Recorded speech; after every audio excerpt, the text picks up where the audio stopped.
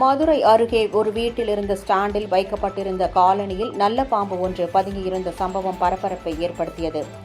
மதுரை மாவட்டம் திருப்பரங்குன்றம் தனக்கன்குளம் பர்மா காலனியில் வசித்து வருபவர் அருண்.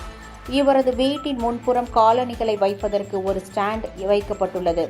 இந்நிலையில் இன்று காலை வழக்கம் போல் வெளியே செல்வதற்காக காலணிகளை அணிவதற்காக அருண் சென்றபோது அங்கிருந்த காலணிகள் ஒன்றிலிருந்து பாம்பு சீரும் சத்தம் கேட்டுள்ளது.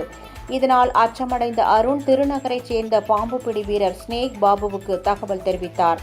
விரைந்து வந்த பாபு காலனி அருகே சென்று பார்த்தபோது தவளை ஒன்றை விழுங்கிவிட்டு அழையாத விருந்தாளியாக நல்ல பாம்பு ஒன்று இருப்பது தெரியவந்தது. சுமார் 3 அடி நீளமுள்ள அந்த நல்ல பாம்பை பாபு பத்திரமாக மீட்டு வனப்பகுதியில் விடுவித்தார்.